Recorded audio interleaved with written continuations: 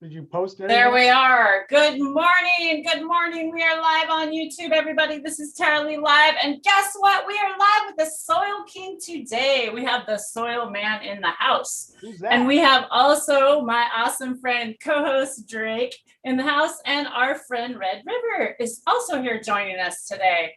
So Pat, where are you checking in today? Sitting in my office. And where is your office at? Pioneering cannabis. The myth, the man, the legend, the king, Patrick King. I'm in Cloverdale, California, on the border, right on the border of Mendocino County and Sonoma County, right across the street from SoilKing Garden Center and our main soil yard, and then right across the freeway from my Seed to Soul facility, which is distribution, manufacturing, non-storefront retail, nursery, cultivation, everything on the cannabis, legal cannabis side in California right now. So I'm right here. I'm right here, right in the middle of it. Right in the heart of it. That's amazing. What is the weather like down there? It's got to be just beautiful right now. Well, I have a little home gym at my man cave. So I dropped the top on my way over to my office on my vet. So I can tell you enough right there. It was sunny and pretty good day out here in California. Wonderful, beautiful.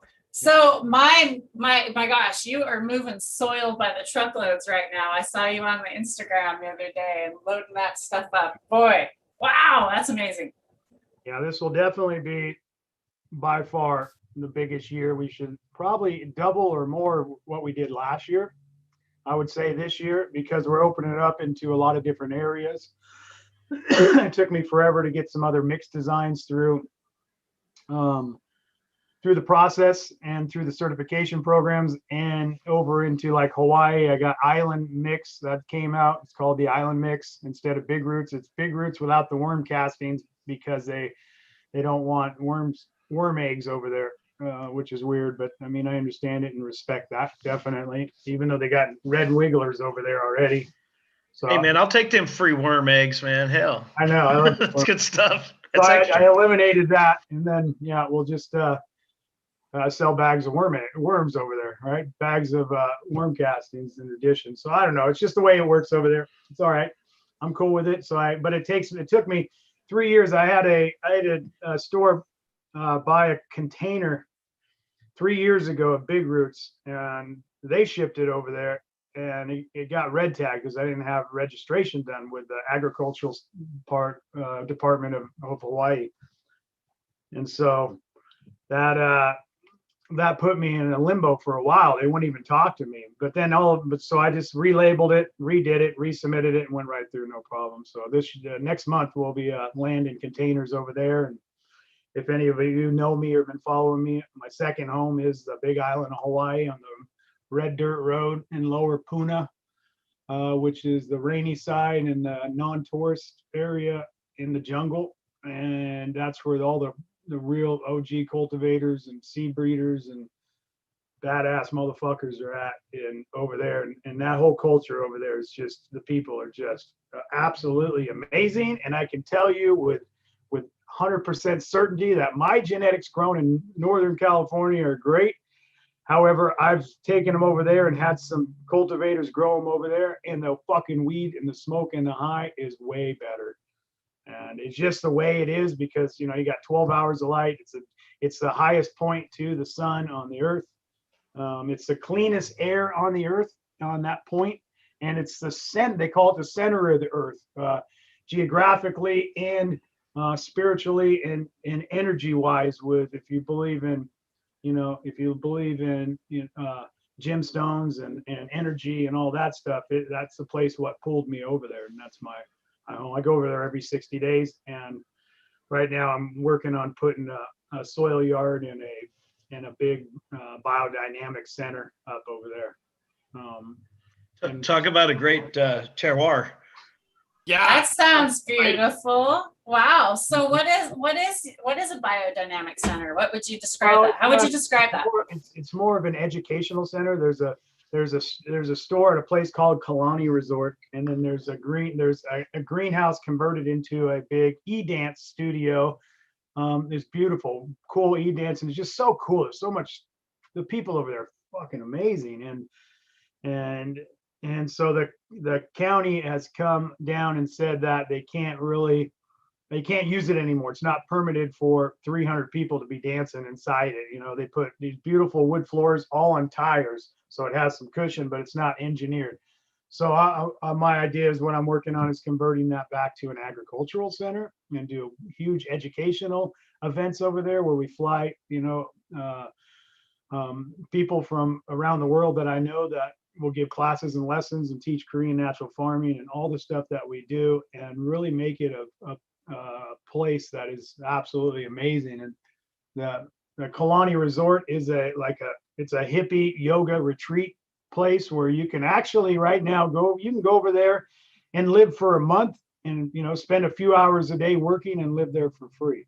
It's just the coolest place, and the coolest people from all over the world come there. And it's a community that is, it's just, I mean, I can't even tell you how amazing it is. So amazing. And the people, it's not, and for me going over there, I'm Patrick, I'm not SoilKing, it's cool. And they say it's a barter trade, my money doesn't matter, but it's about barter trade. This guy climbs up the trees and puts coconuts at my doorstep in the morning, right? And I'll give him a ride, or I'll go out and do some fishing and then bring him fish, or it's this whole trade lovable thing. And so when the economy crashes in place like that, they don't really give a fuck, because they're digging up roots for a community dinner, and they're doing all this different stuff. I walk outside for breakfast, there's mango trees, there's banana trees, there's it's like last time with airfare, and I was there 9 days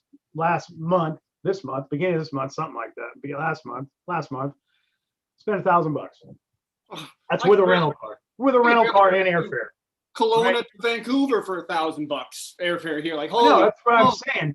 That's what I'm saying. So it's the airfares are down, so it was easier. My airfare was like $359 round trip, and I got business class, which was up towards first class. You got to search for those deals, but they're out there. And then rental car was under $400, and all I had to buy is some essential food, but most of the food was all supplied there. And that barter system is beautiful, right? It's fantastic. You just find something that you're motivated for, that you're really good and passionate about. Now you're able to share that with everyone else, and then you can each get your own little intricacies and the certain things everyone has their own niche in. It's fantastic. And so we're going to do cannabis events over there. That's why I'm brought over there. I'm part of the resort, soon to be a board member, and we're going to do some big things over there. But I go over there too. I don't even pay for housing. It's just kind of a trade thing for me. I go help out and do different things. It's just it's not, you find these spots in the world. It's not like I can't afford to go over and pay and go to some fucking resort. But do I look like I would enjoy a resort? I mean, fuck, man, I want to be with people. I don't give a shit. Like it wasn't a resort when we were camping up there at Whitney's farm. Yeah, same thing. It really wasn't. That's what it's about. Those are my people. That's the vibe that I search for. So that was fun. That was a lot of fun. I was so glad we got to meet Patrick at that up there at Whitney's farm. That was just amazing. I had so much fun, and now we get to talk here today. And I've never been to Hawaii, so getting to hear about Hawaii sounds amazing. Makes me want to go there now.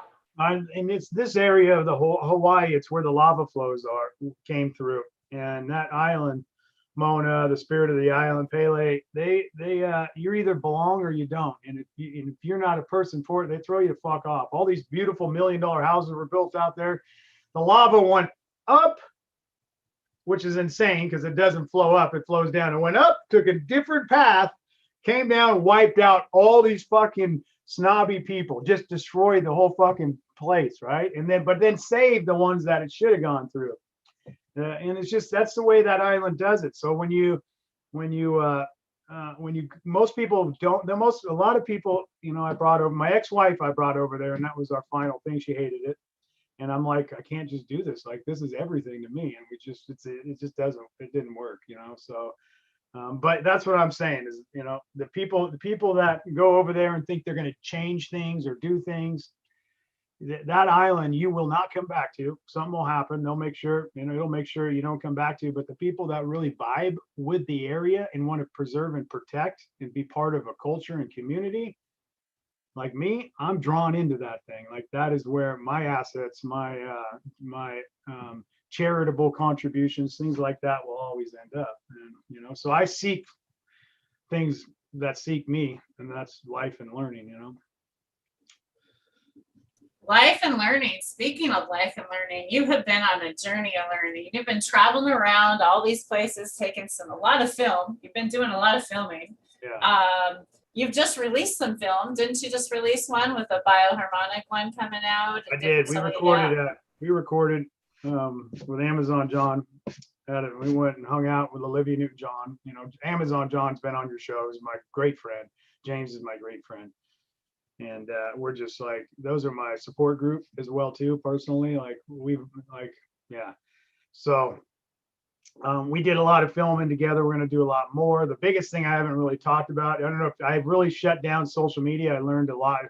I hired a social media guy, and my life has just, been going so hard for so many years, and I've been trying to reach a top of something, and there's never a cap, and there's just never a top. And what I realized after this last relationship that I almost destroyed and we've saved now, that I need to start focusing. If I talk about reciprocal relationships, I need to learn that as well too. And my life can't be getting up in the morning at 5 o'clock and being on social media, checking emails, coming home at 6, working at home for 2 hours, eat some dinner, go to bed, after sex, get on a goddamn social media, right? The phone. This stuff is like, I never realized how bad it really was to me, because my excuse was always, look what it fucking built. And it did. It did. But there's a point of how far do I got to keep building? Like how far, where is my life at? Where's it going to go? And, I need to balance it. And my daughter just turned 18. My son's 16. And, they were telling me, Dad, you can't even watch a movie with you. We can't do anything with you. I'm a full-time dad of my daughter, who just turned 18, and a half-time dad of my son. I have a couple other children that are grown and out of the house that are doing good, but those were really big learning things for me. So I really, I destroyed a relationship, and I didn't even realize it, as somebody I love. And so I really had to internally take a look at who I am, where I want to be, and what can I do from this point to apply some self-healing and self-love and try to learn back. So I've been working really hard on myself the last few months, and feels fucking great. So I mean, that's why you guys really haven't seen me a whole lot. But talking about filming, I with my businesses, I've now got social media guy. All my department heads on my businesses are taking over, and because I backed out, said you guys it needs to fall on you now. And my next adventure that I've been working on is we're doing the Anthony Bourdain of cannabis. We haven't named it yet. I have a writer writing it up right now. And A&E, the producer of Hoarders, is the producer of my show. And then we have Seth Michaels, who is Seth, and we could probably do a show with all these guys. Seth Michaels is a huge actor, producer. He's been in some of the biggest films all around the world. He speaks 5 languages. He's in a lot of movies. Him and I became great friends. I met him on Clubhouse. It's just the way the universe works, right? I had all my attorneys, everybody's telling me, you got to get on Clubhouse. And I'm like, another fucking app. Here we go, right? I'm right in the middle of ruining my relationship with my girlfriend. And then my buddy comes all the way from Oregon and goes in and tells me and Amy and meets us and says, Patrick has to be on fucking Clubhouse. And I drove here from Oregon, and he's got to be on Clubhouse. This is when it was first open, right? First started. You got to get on Clubhouse, and you got to go get him an iPhone today. And I'm not leaving until you guys go, because I have an Android, which I hate the fucking iPhone, and I got now. But so I went and got a new number, got an iPhone, went on Clubhouse, started going to cannabis rooms, but I'm a video guy, right? So all of a sudden I saw filming and industry and producer show, and I've been trying to pitch to A&E or trying to pitch to these guys for a long time. In fact, there was a couple scouts that came up here, and I had a show that I was going to produce a couple of years ago called Housewives of the Emerald Triangle. I had it all written, and we are working on pitch reel and you know, had the characters established, and they came in and they wanted the rights to the show. They wanted to, you know, pretty much make me whatever the fuck they wanted to make me on vid. And they said, and they go, we got to know what's wrong with everybody. I need to know why this person doesn't like this person. The show was about the women or the men that are taking care of the family. We had a woman cultivator that was out there, and the father was taking care of the shit at home, worried about the helicopters and the raids. And then a couple men with the women, you know, because it's important, because there's a whole nother there's huge amount of story and left out, because even with me, with my ex-wife and kids, you know, I was getting raided and running through the hills. I had, you know, 7 patches, and we were doing this shit like, you know, I was growing patches for the thieves and the feds, right? But she was worried I'd never come home. I've been in fucking gunfights, you know, I put a bullet in somebody, I'd done all that shit, right? And so you don't know. But the worry that goes on with the kids, the wife, my wife, and that at that time trying to not have the kids worry about different stuff. There's a story behind that. So they came up, they wanted to know what pissed everybody off and why, you know, who didn't like who. Why didn't the man like his wife? Why didn't this cultivator not like this cultivator on the show? That was the first questions. I'm like, why does that fucking even matter? And they're like, well, it matters because drama creates ratings. And I fucking right in this office, threw my fucking drama chair, sells. looked up, get the fuck out of my office. Fuck you and your drama. I'm an organic motherfucker, and I'm going to do this as raw, and I'm going to tell my people's story. So fuck you. That's how I handled that. And I ruined my opportunity, I figured at that point. But there's some drama. You want some drama? There's you want some fucking drama? Never come back. Get the fuck out of here. So so now I went on Clubhouse. I went into this. You know how you go in, if you guys have been on Clubhouse, you kind of wait, and there's this whole thing of actors and producers on this class, or on this whatever it is, and they're all talking, and I'm like, fuck, I need to get in there. So I'm raising my hand, they're putting it down, raising my hand, putting it down.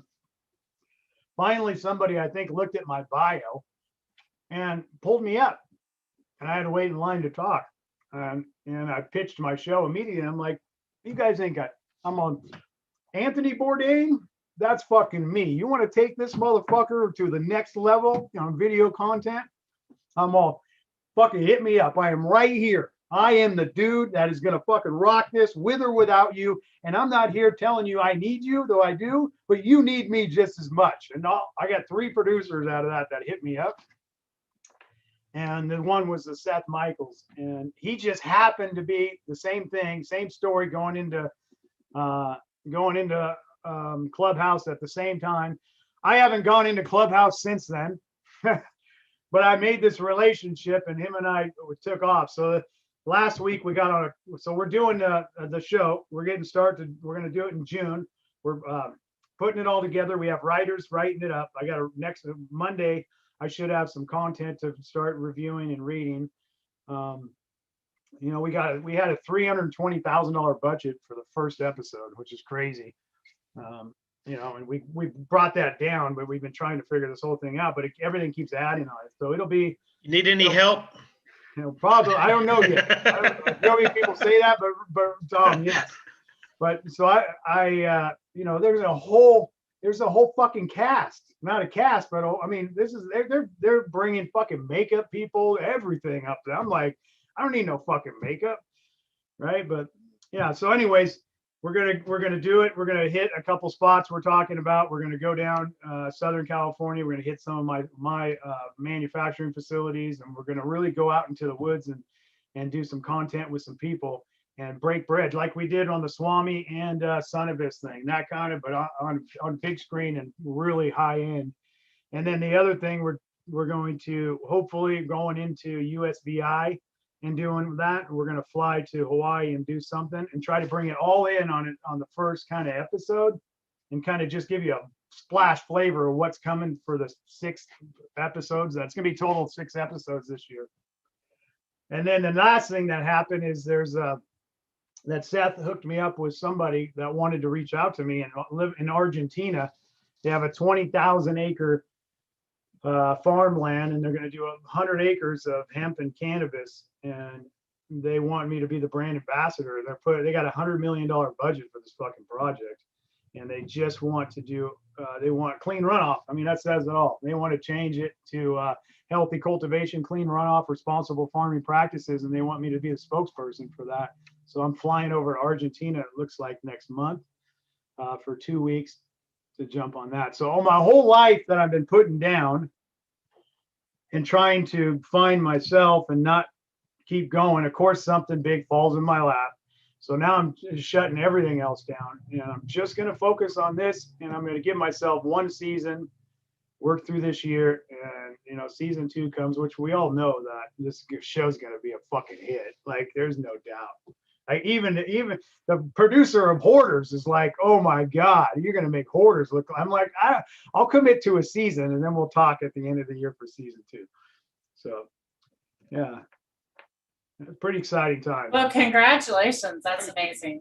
Very cool. And that is awesome. I cannot wait to see that, man. And that Argentina deal is friggin', that's amazing. I mean, that's I've been good working stuff on right soil there. out there in Uruguay and Colombia, and there's a whole sector Yeah. right out there of the free trade.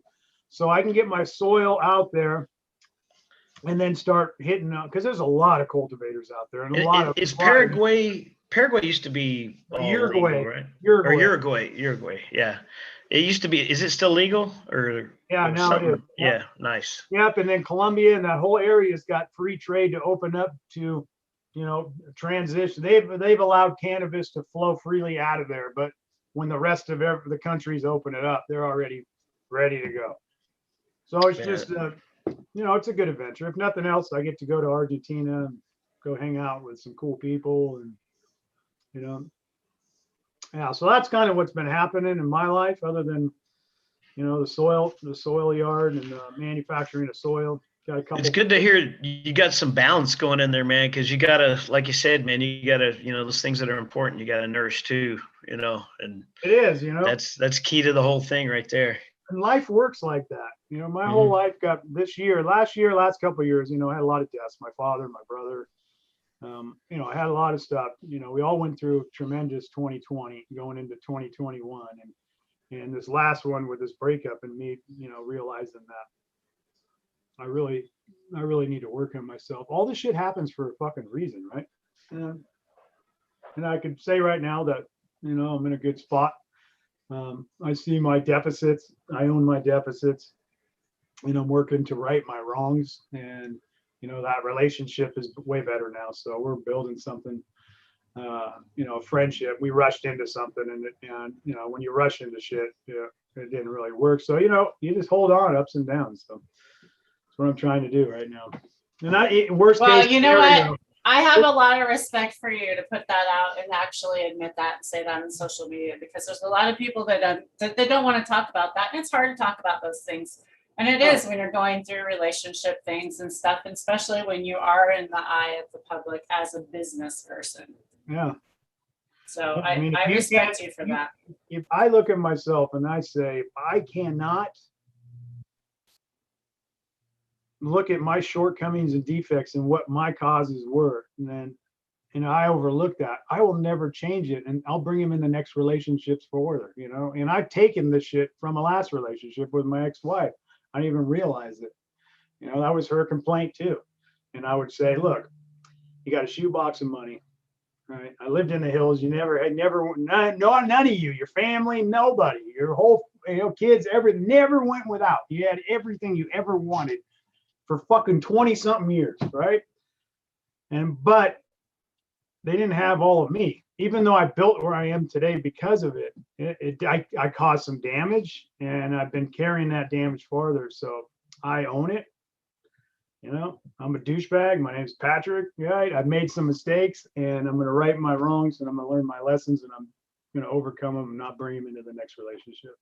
Well, and that's a valuable message to get out there. It's like when you're grinding like that for that long, it's, seeing people like yourself that have done so much. Here you go. There's the back end people. It's not fucking all rainbows and lollipops the whole way through, right? When you are grinding 24/7 all morning, all night, makes it pretty tough to balance things, because there's not much room to balance when you already got 4 hours of sleep. Oh, I guess I'll take 3 hours of sleep and try and fit in some you know, so that's yeah, again, I really appreciate And I use the excuse, right? We all use the excuse. Well, what do you want me to do? Look at what we got. I got to work my ass off. I got us to this fucking point. You want me not to do this? You won't have the fucking shoebox full of cash, right? I'm all, you know what I mean? So that, right? When do you It's like call spinning it? plates, man. Spinning plates, man. You get one going good over here, and then one goes over there, gets wobbly. Got to run over there, get that one going, then that one get. You got it. It never stops, man. and really, how much time do we have to spend on social media? Yeah. Like, I have to ask myself that. Like, do I have to? I've already built these businesses. Do I have to be that, or can I? So now I got my social media guy. I take a picture. Somebody takes a picture. They just send it straight to him. Right? He was hard to find a guy that understand my mind and being in, you know, organics and, you know, clean medicine, fair trade, all that shit.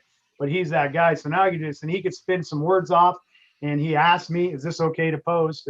And so now I'm not like there, but I'm still present, right? And if there's a comment I need to or a question, he sends it over to me. And so it's been a really, really, and I don't need to be that guy at that level anymore. It takes me from other things, right? That time destroys all the other good works I can do in another direction, including with myself. You know, when I just got out of the gym, I wouldn't have been in the gym this morning. I'd been on social media and destroying, you know, things around me with my kids. You know, I'm going to go home right now. I got lobster. I'm going to cook for my kids are coming over at 3 o'clock, and I'm going to do that. And none of that shit would have been important. I would have been fucking working on a Saturday. Mm-hmm. Well, it's unfortunate that, you know, we get in these routines, especially guys, unfortunately, because you guys are the main breadwinners in a lot of households, right? Women kind of look up to you guys, and in a lot of relationships, and it seems like it's that mentality that you just go to work and it's drive, and it's just about making money, and it's not ever about that balance and that relationship with the other partner, even your business partners. There's still a balance in relationships. And it's really that I'm finding life and all about growing. It comes back to a balance.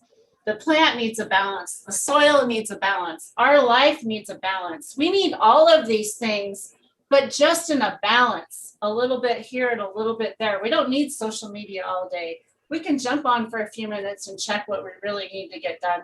And so I think that's really awesome, and I respect you for taking a break off of social media.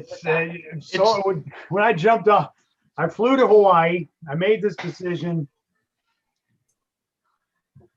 and I was in my jungle hut, which is fucking awesome. This is a beautiful place in the middle of the jungle, right? And so I'm sitting in the jungle hut. I get up at like 3:30, 4 o'clock in the morning. I just open the door to walk out and look around, right? See if it's raining or what's going on. And the door shuts behind me and it locks. I'm like, fuck, I'm supposed to be on a Zoom meeting a little bit. I got to check my social media messages. What if Amy texted me? I can't text her back. She's going to think I'm a piece of shit because I'm in Hawaii and I'm not responding. I got to get into this fucking hut. So I'm trying to figure out how to break in this fucking thing. And I'm like, I can't like destroy it. So I fucking sit there for a second and I turn around and I'm like, damn, man, I see these big, you know, banana leaves and these big elephant leaves and everything's glistening and it's the moisture on them. And I look up and I see the stars. It's the cleanest air in the world. The stars are so fucking prevalent. It's just massive. And I realized that what I love about that is I usually get up in the morning and go for hikes, right? When it's dark out. So I'm like, fuck it. I got my flip-flops outside, right?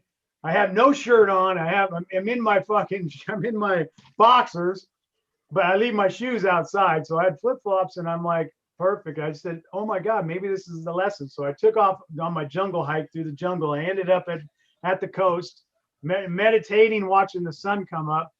I come back and make a decision that day that social media almost stole those moments from me. And that's what it did. And what I come to find out, I erased the apps on my phone, and I went through 72 hours of pure detox, and it was horrible, just like I was coming off heroin or some drugs, right? And I couldn't stand to be alone. I always thought that being alone was cool because I had my phone. So I never realized I was not alone. I was with all of you all fucking day long.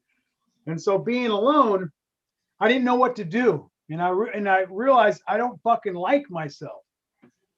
And I went through some deep, dark fucking shit for weeks on it, right? For weeks. And it took me a lot to unwind out of that. And I really had to start thinking and looking at myself. I'm trying to meditate. I'm trying to do all this shit. I'm in Hawaii, and I go from my heart to meditation to my mind to fucking thinking and bad shit, and then back to my heart. It was this constant fight. And then I knew at that moment, I'm fucked up. I'm a fucked up individual at this point, and I need help. And so here I am today. You know, here I am today. So man, you got to unplug and take a good deep breath of reality, man. Because I mean, like you said, we don't realize that we're just focused on this little thing right here. There's all this other around, you know, and you just detach from it and you get addicted to it, man. And I mean, I know like the little breaks I've taken, it's like you said, it's like a drug. You kind of like, you can't, you know, your brain just like keeps going to it. And it's good to take those breaks from it, man, just to get out and breathe. And, you know, all that stuff, you don't have to have and it. all that negativity, you know? drama that comes. Yeah. There's a lot of great relationships. I met you guys, right? There's so many great things, but that negativity, for some reason, you want to get in. And for me, I want to correct. If I see negative activity towards a couple people, and I know both of them, I want to mediate that shit. That's just who I am, right? And so I drag myself into the bullshit. And right now, it's their fucking bullshit. Like, you know, it's their fucking bullshit. It isn't my bullshit anymore. So I'm a way better person today than I've been in a long time. Man. No, that's good to hear, man. That's good to hear, man, because it's important to just unplug, you know, because we don't realize 24/7 we're getting bombarded with stuff, you know. Yeah. Just unplug and take a nice deep breath and look around. Very beautiful. Speaking of which, I think it's time for a dab, and I'm going to take a dab with everybody in chat out there. Thanks everybody for tuning in out there, by the way. And if you are tuning in to chat, make sure you have it on live chat and not top chat, or you'll miss some of the comments. And Patrick's, everybody's loving you. Lots of respect. I see all amazing comments coming in. If you got any questions for Pat, let me know. And also, I was going to ask Pat, we were talking about pumpkins. If you don't know Pat, he grows these amazing giant pumpkins, and I was just asking him about when planting them. So do you want to talk a little bit about that, Pat? Yeah, geographically, it's all different. You know, if you're more in the Midwest or other colder countries, and you can't really, if you're in Colombia or Uruguay or like over there, there's the opposite of the season that we're having now. What are we in spring, and they're coming into fall. But over here in the United States, and probably Canada, and you know, it's just different. It depends on their weather, just like anything with cultivation. But here in California and around this whole area, you know, typically I'll start cracking my seeds in the end of April, going out in May. Sometimes I crack them too early. The problem is you crack them too here in California, especially. The weather has changed, so spring is totally different than it used to be. You know, our typical planting of May 15th to June 15th or June 1st for outdoor, you know, of cannabis. That's typically, if you're doing that without seeds, it's changing too. So all this stuff is changing. So late April, I'll start cracking seeds. I'll crack them in my office right in here. I got another room next door, and I'll put them all out there. And as soon as I see the soil lift as the seed starts cracking, I'll put them in my greenhouse. I got a greenhouse across the street, and I'll put them in there. I'll grow them up until they get a little bit bigger, and then I'll plant them out in May, and I'll get them out there. But I mean, it's a fucking addictive sport. I mean, it is giant pumpkin. Like, if you haven't done it, get it, do it. It's amazing. And you. Now, how big do these suckers get again? How big? You know, I every year it's hard to get to the finish line, Red. It's anywhere between 300 pounds to 1,200 pounds is what we're typically going to. There's guys out there doing 2,000 plus. That's crazy. Last year I had a massive pumpkin and it imploded. It had the stem rotted off. Every year, one year I had a pumpkin growing. It was going to be definitely. I say it's going to be the record, but we say that every year. But but that's just your head getting excited because it's an exciting sport, really. They're monsters, man. Yeah. So we did. I had this one, and I'm showing these kids. We had all these kids come over and look at it. It was so huge. It was growing so fast. I put wet sleeping bags over it during the day to keep the skin soft, so it keeps growing really fast. And there's all these tricks. And shade cloth. I got the pumpkins all shaded because it's just like us, you know. You get sunburned, that skin just slows down. So there's all these tricks. And so I'm like telling a story on a bunch of people, and I just go, I'm like, I go, and this pumpkin's so badass, and I just go on the top of it, and it goes pop, blew in half, right? The pressure was so Oh big, no! it fucking split right down the middle. It was Oh growing man! so fast, you know. So yeah, that's what I love it. I love that sport. I have junior farmers. I give seeds and grow them too, and I go to their house in my community and I help them cultivate. And at the end of the year, I give $1,000 to the winner of the junior farmer. Man, that's such good stuff right there, man. That's like paying it forward so hardcore. And these kids are addicted to agriculture, and that's how you get Yeah. them started, right? So there's no segregation in agriculture. Cannabis is Right. agriculture. Big pumpkins, tomatoes, anything, you know, it's agriculture. So when you get a child incited about agriculture, his life will change, no doubt about it. And he can support himself and feed himself for his entire life without depending on a grocery store. Man, that's good stuff. I remember when my daughter was little bitty, we had a little garden and had some watermelons and some squash and some different stuff and some lettuce. And I remember the vine was just starting to get going good. You know, it just had the little yellow flowers on it on the watermelon. And my dad went out there and put a couple of full size out there, and it blew her mind. She thought those things, she came out the next day because she'd go out there every day and water it, man. And she thought, oh my gosh, this happened in one day. But she was hooked after that, man. I mean, it was just, you know, it's good stuff for kids, man. Really good stuff. And it's getting in, you know, it's like, it's hard work, you know? And so it's like getting them excited about something they like doing this. Oh my gosh. Oh, there you go. There's the winner right there. Can you hear it? You can't hear it. Anybody hear it? That guy right there. He's calling everybody out for the next season right there. So yeah, I actually don't have the volume on because my computer, I just got a new computer. I have a little issues, but this is on SoilKing's website. They're on Instagram, you guys. You can go check it out. I thought that was really awesome. He involves the kids in this. I think it's an amazing thing you guys can involve your whole family in. It's just really, really, really cool. So he has amazing Instagram. There's some there you help go, guys. that's for sure. There's when he was with Olivia Newton, Jane, John, and James. And then also, the Gangier program. We are going to talk about that today. Yes, Gangier. Tom, Red River's going to talk about it for us. Yeah, let's talk about that. We'll go ahead. We'll stop sharing. Let's talk about that. Right. Well, right on, man. I'm really enjoying it. It's actually today started the episode that you're featured in, the processing quality cannabis. Yep. And man, so far it's been really nice, really informative. I'm learning a lot, and I love hearing it from you guys. You know, I mean, it's like the masters in the friggin' field.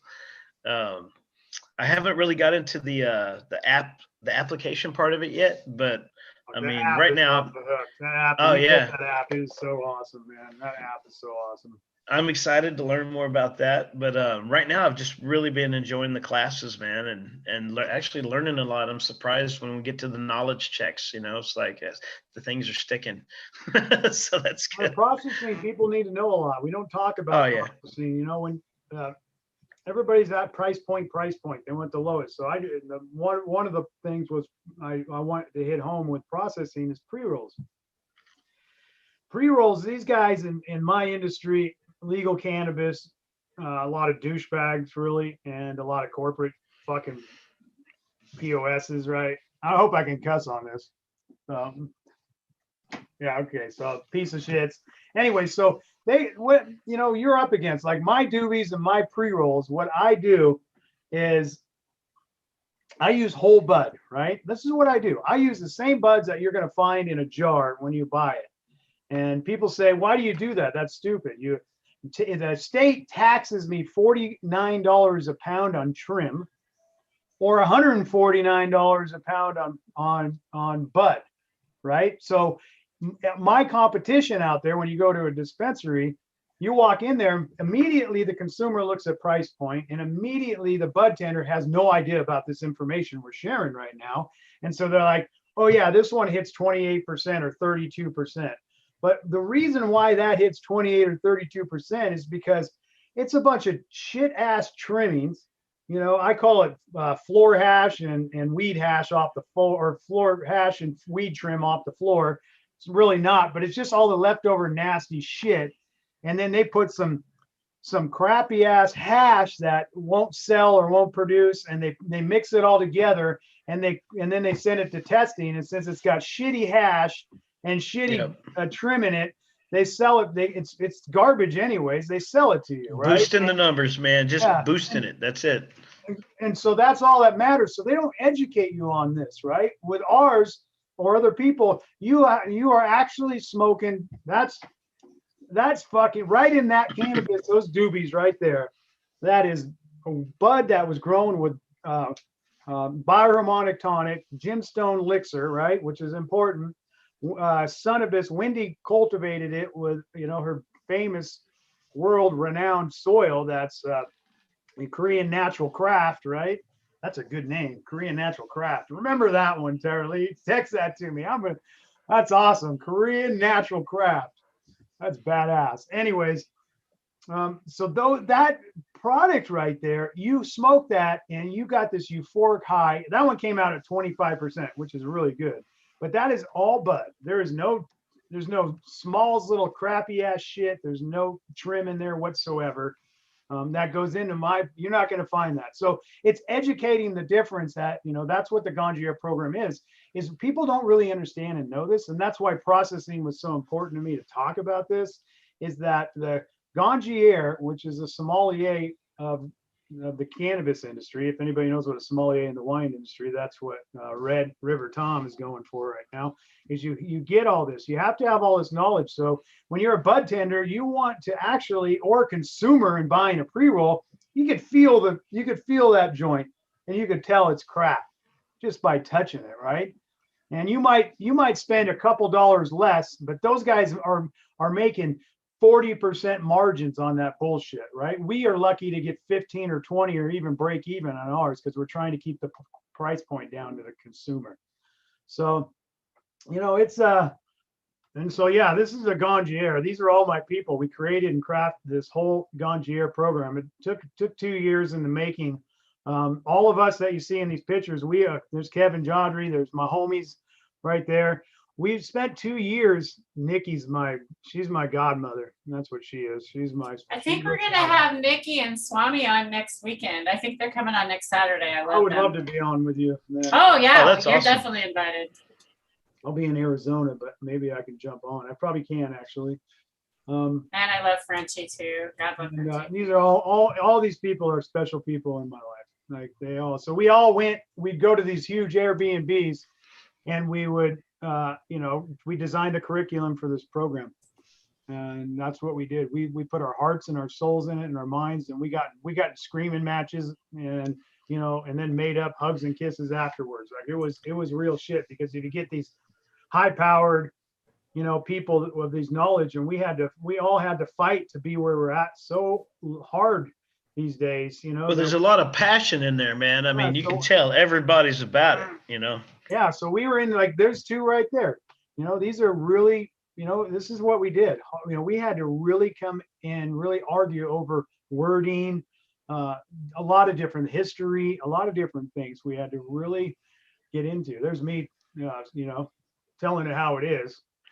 Check this out, motherfuckers. This is it. Laying it down. These are all my people, like these guys. These are people that are just most amazing in my life. We're adding a lot more people on. Omar Figueroa, he's the attorney in there. He's been my attorney forever. He would outsmoke most of us. There he is right there. He's, Wendy came in she came in later on, and it was a huge asset. I was, pushing to get Wendy on here, and Wendy on, they sent the invitation. She came in. as a replacement for somebody else. Nick, you know, if you solventless hash, right? Nick coined that. He was the first one out of Colorado that coined solventless hash as hash, right? So, I mean, these are powerful words, might not mean a lot. Somebody might be saying, who gives a shit? That's solventless. Who really gives a shit? But you know what? He's a pioneer.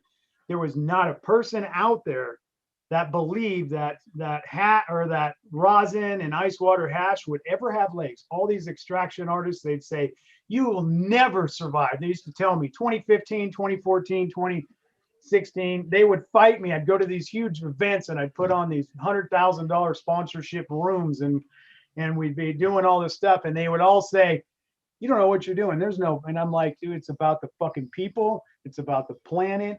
And you don't need $1 million worth of equipment to strip down cannabis, sectionalize it, and then try to build it back. It's the perfect fucking thing to start with, you know? And so now all these big solvent extractors are all now doing fucking ice water hash on the back end, you know? So, yeah.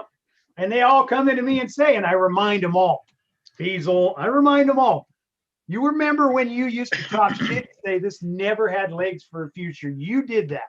You said that. And they've said, now they say, well, we never thought that. We never said that. I'm like, I'm calling you out of your fucking time. Man, I can't wait till I go through Cloverdale again in April, man. I'm gonna hit the store up because last time I was there, I got your fruit stripe and the mimosa.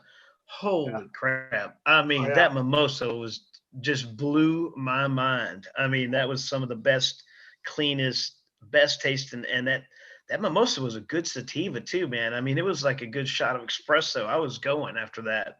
But I mean, just the flavors. I mean, everything was just on point, man. It was That's good crazy. Stuff. Just the history alone in extraction. How did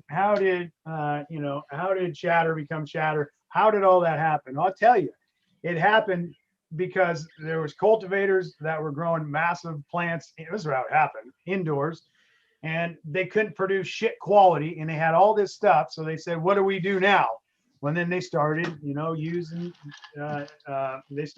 solvent and extracting it in the old way, and that's how kind of it coined. And so you can have the shittiest product, right? Hundreds and hundreds of pounds, and not quality. You don't want to show anybody. There's, and you can still take that and you can extract it and get, your distillate out of it. But with ice water hash, man, we have to have the exact right genetics.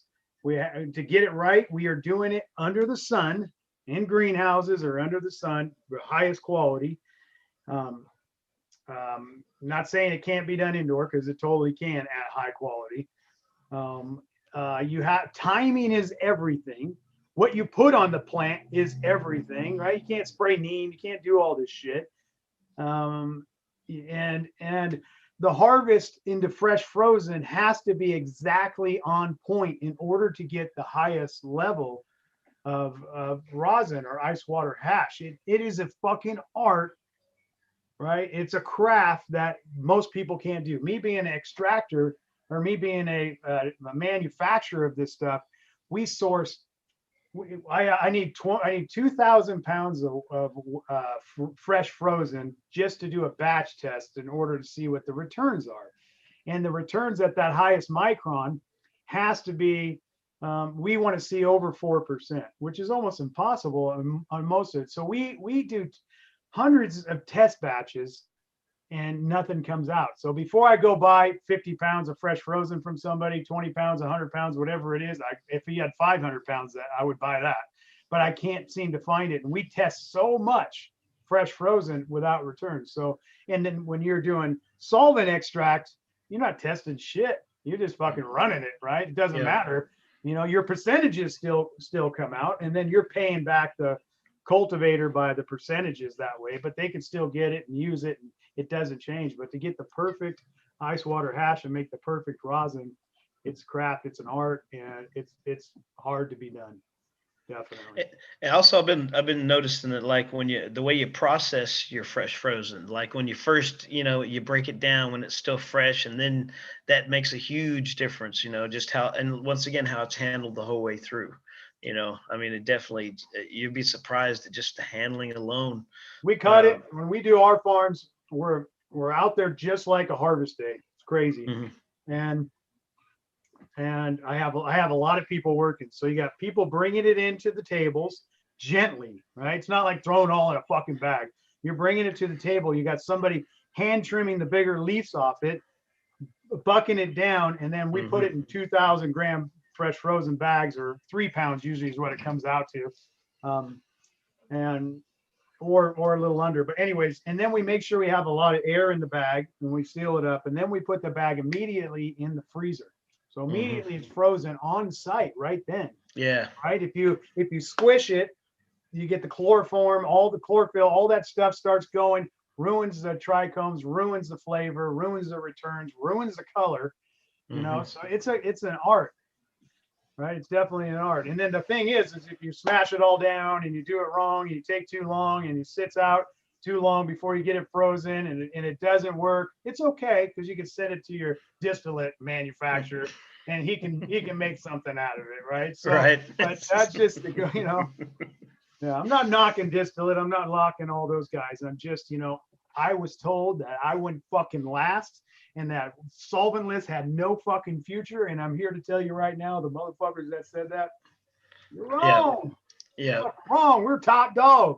That's right, We're man. good for the plant and the planet.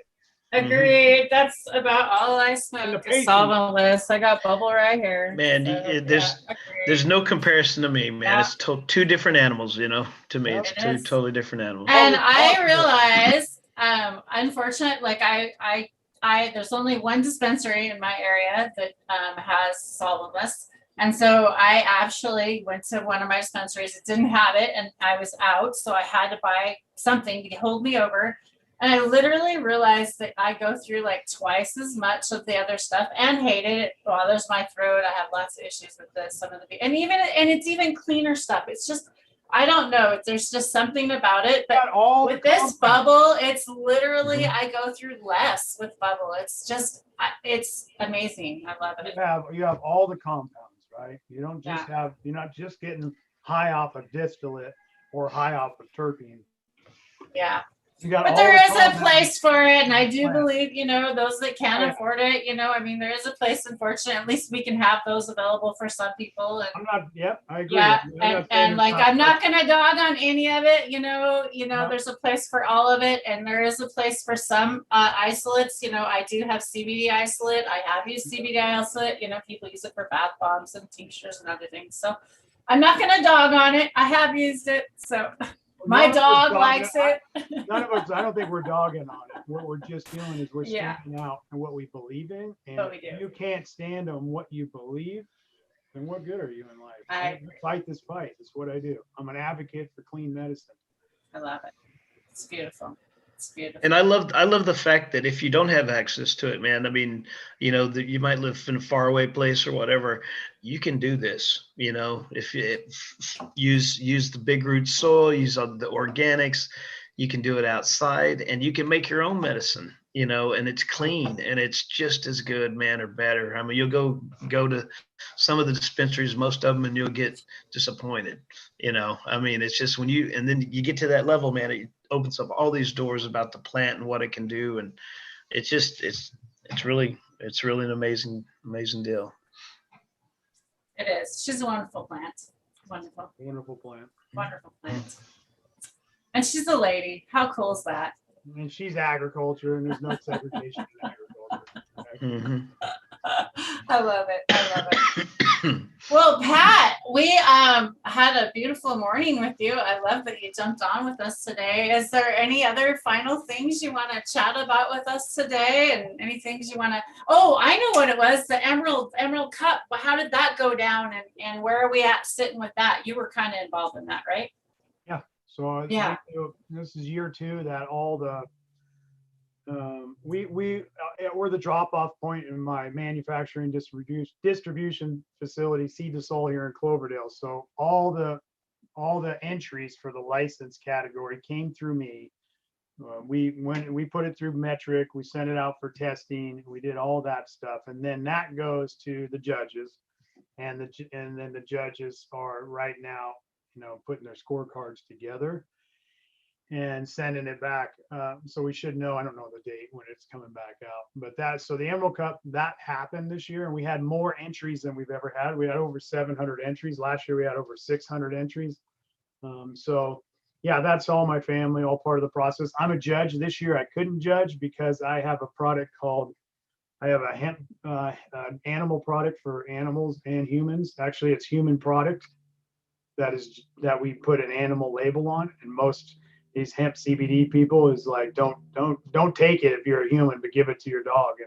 And we're up against that as well too.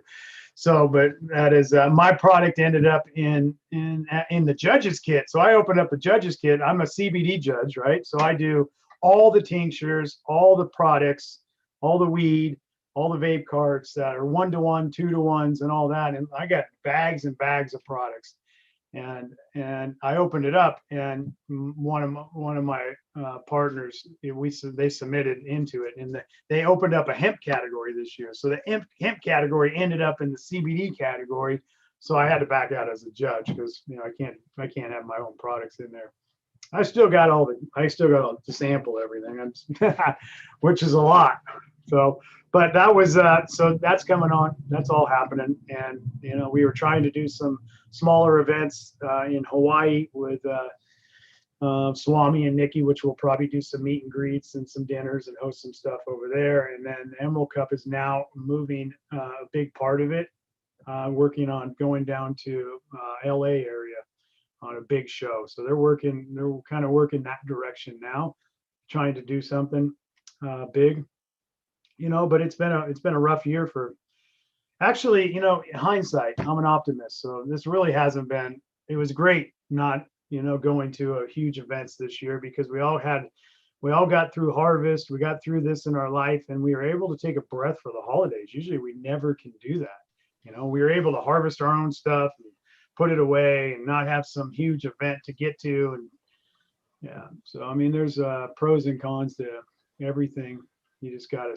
Man, it was good seeing you down to that Cowboy Cup, man. That was a good time. Yeah, Cowboy Cup was great, and Oklahoma's on hit. I love Oklahoma. The people I met out there, man, I'm going out there next month. I'm going out there the next 3 months: May, June, July, April, Nice. May, June, July. So I got Awesome. 3 events out that way.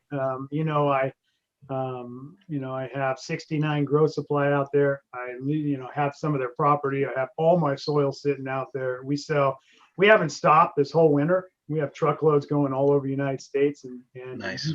to the UK. We're almost in the EU with registration right now. We have USVI, Guam has big roots now. So we're doing what we do. Awesome. Well, congratulations on getting that all out there. That's awesome. But hey, you know what? I noticed we got a happy birthday in chat. Let's say hello and happy birthday to Nathan out there. Thanks for being here on your birthday. Dab for you. And Patrick's actually taken a little bit of absentee on cannabis. Normally he's been smoking up with us and that. And I think, people who want to take breaks, I totally 100 support you. So that's awesome. I personally not ready to take a break. So I'm going to take a dab. So Drake, did you have something to say? Go ahead.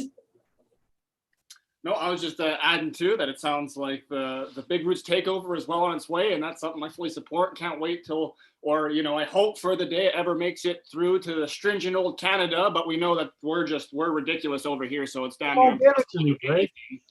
They won't let me get it over there. I've tried registration, they just block it and block. I've tried everything.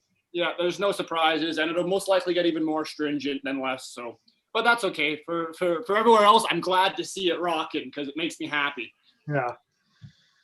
Yeah. So I took a 30-day break off cannabis and everything. I don't drink, I don't party. I used to when I was younger, and I had a problem with it. And I caught myself earlier this year.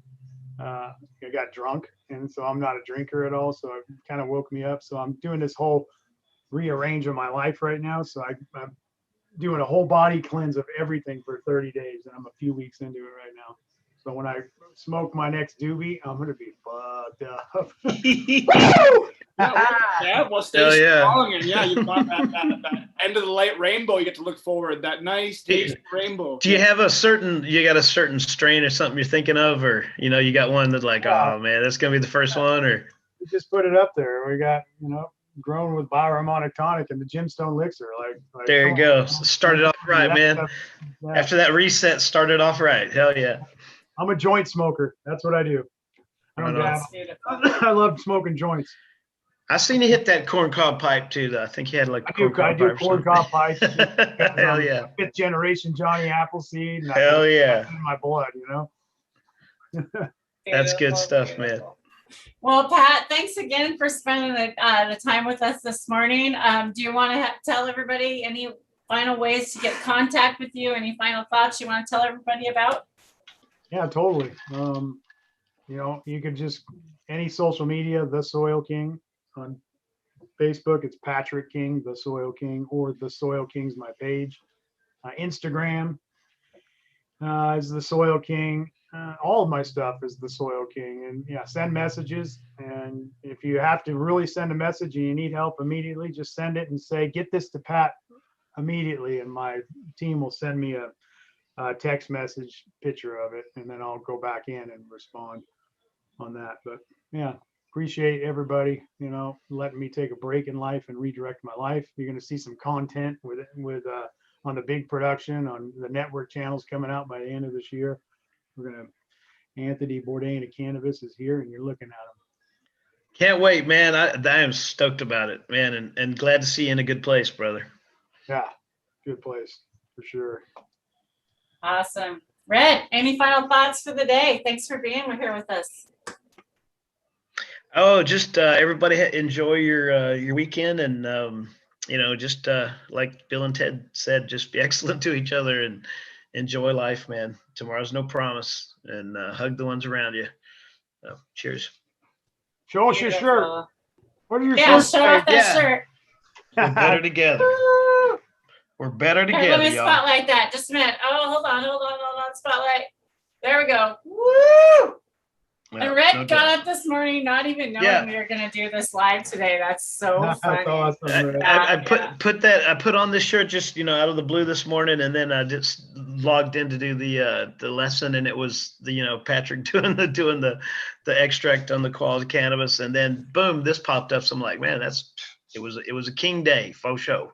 Yeah, it's awesome. Drake, as always, I love you always joining me and helping me out as my co-host. I really appreciate your support. And I appreciate your loved one in the back, behind the scenes, that allows you to help me out too. So thank you to her too as well. And any final thoughts today, We're better together. Drake? Stay Just out of the phrase. social media drama. That's my message. Stay out of the social media drama. There you go. There's As soon drama as Drake went to talk, he just froze. Look at him. Did you see that? He's froze. He's totally frozen. He doesn't get to say anything. We get some funny pics like that Look every at once in a that. while from him. Yeah, there he is. There's And that's my old motorcycle. And there's Red's reversal motorcycle. All right. Well, Drake, I guess you don't get to have any final thoughts today. Maybe next time. Okay. All right. We'll be back again next Saturday, possibly on Wednesday. We'll be back maybe for a garden update and review. We got some updates we've got to talk about. We have some Jadam products we've been working on. We're going to share that with you as well. And probably Swami and Nikki next weekend. Looking forward to them. So thanks again, Pat, for joining us. Really appreciate you. And thanks everybody in chat. I really appreciate your time, and I appreciate all the support and love. We'll see you next time. Peace and happiness. Cheers.